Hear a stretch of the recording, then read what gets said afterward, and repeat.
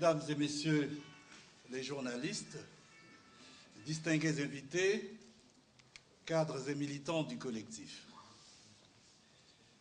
nous vous adressons nos chaleureuses salutations et vous remercions pour votre présence nombreuse à cette cérémonie de célébration du 4e anniversaire de la création du collectif des partis de l'opposition congolaise. Cet événement intervient à un moment où la paix mondiale est gravement menacée par un nouveau fléau, le terrorisme djihadiste qui n'épargne aucun continent, aucun pays, aucun sexe, aucune classe d'âge et qui tue aveuglément et indistinctement enfants, adolescents, adultes, personnes du troisième âge. De son foyer originel, le Moyen-Orient, l'hydre djihadiste s'est étendu à l'Asie, à l'Amérique, à l'Europe et à l'Afrique. Dans notre continent, les pays les plus touchés par la barbarie djihadiste sont le nord Nigeria, le nord du Cameroun, le Tchad, le Niger, le Mali, la Tunisie, la Somalie, le Kenya, la Libye, le Burkina Faso, la Côte d'Ivoire.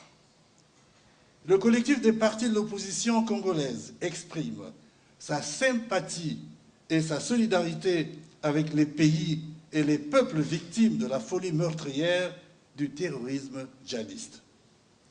Conscient du fait que ce terrorisme est une grave menace contre la paix mondiale, la sécurité des peuples est un frein au développement humain, le collectif invite instamment l'ONU à promouvoir sans délai une stratégie mondiale de lutte contre le nouveau mal du siècle qui est le terrorisme djihadiste.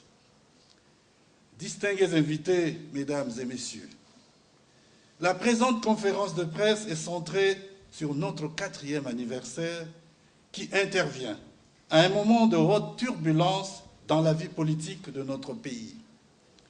Elle s'ordonnera autour de 3 thématiques. La clarification de la position du collectif au sein de l'opposition congolaise. 2. Le regard du collectif sur quelques problèmes brûlants de l'actualité nationale, notamment la violation des droits civils et politiques des citoyens, la transparence de l'utilisation des fonds du compte de stabilisation des recettes budgétaires et du compte des réserves pour les générations futures, la crise financière et la détérioration vertigineuse de la situation sociale des populations, le prétendu accord entre la Chine et le Congo sur la libre convertibilité du franc CFA en yuan. 3. Le dialogue politique national inclusif.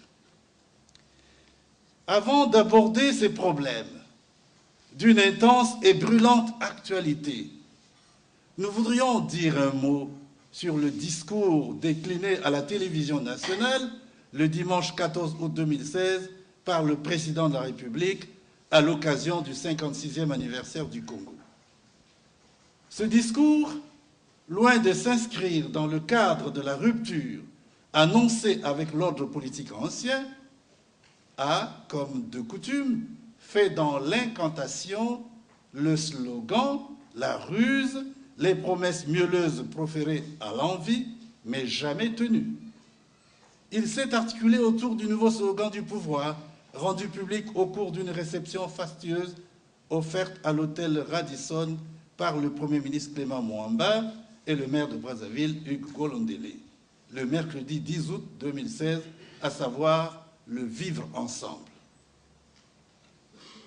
Ou, pour parler plus prosaïquement, l'appel à l'union sacrée de tous les Congolais autour du président de la République.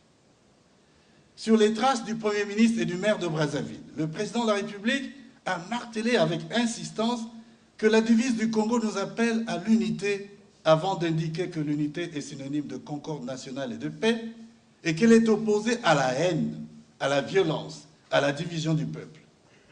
Il a asséné que sans unité, il n'y a pas de nation. on croit rêver. Le président de la République joue au voleur qui crie au voleur. Lui, le fossoyeur de l'unité et de la concorde nationale. Le partisan acharné du pouvoir d'un clan. Lui qui a pour credo diviser pour régner. Lui qui sème la division dans les partis politiques et dans les familles. Lui qui poursuit de sa haine tous ceux qui ne le portent pas dans leur cœur. Il s'est érigé dans son discours en docteur S-unité, en champion du vivre ensemble. C'est le monde à l'envers. Faut-il le rappeler? La communauté du territoire, de langue, de croyances, de coutumes, de manière de vivre ne suffit pas à définir une nation et l'unité nationale. Le fondement d'une nation et de l'unité nationale est dans le vouloir politique commun de ses citoyens de vivre ensemble, c'est-à-dire de s'accepter mutuellement au-delà de leurs différences, de cohabiter pacifiquement, de former une même communauté politique et sociale. C'est ce consensus, ce consentement de chaque citoyen de fonder une communauté politique et prendre part à la vie de la cité. Cette prise de conscience d'une cohésion de tous, c'est ce nécessaire vouloir vivre et l'unité nationale. C'est dire que le vivre ensemble ne saurait être comme le suggère le pouvoir, l'union sacrée de tous les Congolais autour d'un pouvoir qui reconnaît lui-même qu'il faut une rupture avec ces pratiques actuelles. Il n'y a pas de vivre ensemble sans un vouloir politique commun des citoyens, sans dialogue.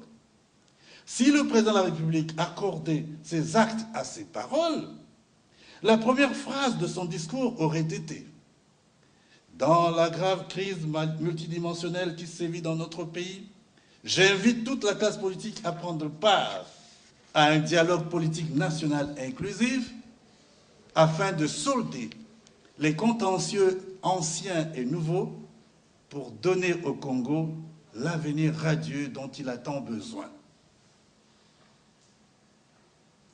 Au lieu de cela, le président de la République a parlé d'une unité fictive.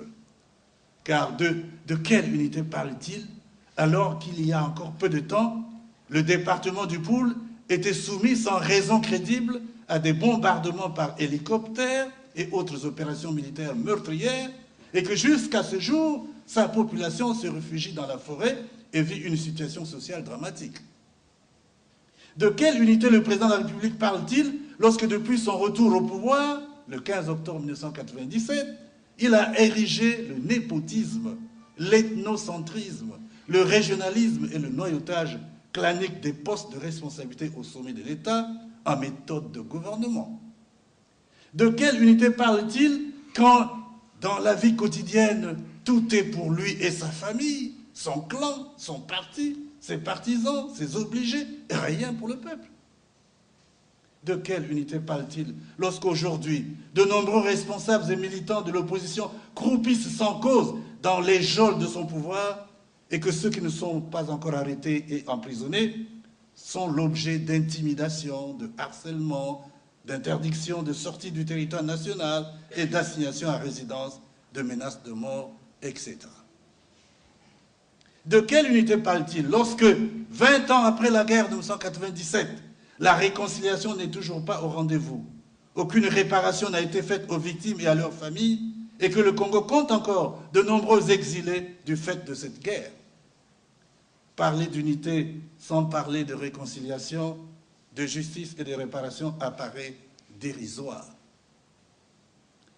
La gouvernance du président Denis Sassou Nguesso est une gouvernance de la division, de l'exclusion de ceux qui ne sont pas de sa famille, de son clan, de son ethnie, de son département d'origine, de ceux qui ne pensent pas comme lui. Bref, une gouvernance néo-patrimoniale, articulée sur l'incantation, le slogan, la ruse, la violence brutale, la tricherie électorale. Elle n'est nullement une gouvernance de rassemblement, de l'ouverture à l'autre, de la paix véritable, de la démocratie et du progrès. Loin s'en faut. Car l'unité, la paix, la démocratie, l'égalité et le progrès vont de pair. Les appels du président de la République à l'unité sonnent faux. L'unité dont se gargarise le chef de l'État n'est rien d'autre qu'un nouveau slogan trompeur, un nouveau piège pour mystifier les consciences fragiles ou insuffisamment informées de la stratégie de ruse du pouvoir. Pour rappel, les 32 ans du pouvoir du président Denis Sassou Nguesso ont été jalonnés des slogans enchanteurs. En voici quelques illustrations. Il ne faut pas que pendant qu'on se serre la ceinture ici, parce qu'on a faim, on la desserre là-bas parce qu'on a trop mangé. Nous avons entendu cela. Agriculture, priorité des priorités. Autosuffisance alimentaire et santé pour tous d'ici à l'an 2000. La nouvelle espérance, le chemin d'avenir, etc. Ces différents slogans n'ont pas produit d'effet. Plusieurs années après leur lancement, le Congo n'a ni agriculture, ni industrie, ni système national de santé digne de ce nom. Il importe l'essentiel de ce qu'il consomme. Chaque année, il dépense près de 200 milliards de francs CFA pour importer des produits agricoles et alimentaires. Et ce n'est pas l'injonction faite à chaque ministre d'entreprendre des activités agricoles qui changera cet état de choses. Comme les slogans antérieurs, celui sur l'unité est un gadget pour tromper le peuple.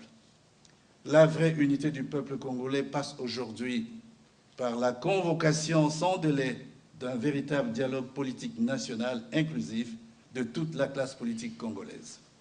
On ne peut pas refuser ce dialogue salvateur et parler de l'unité nationale ou de la nécessité du vivre ensemble de tous les Congolais.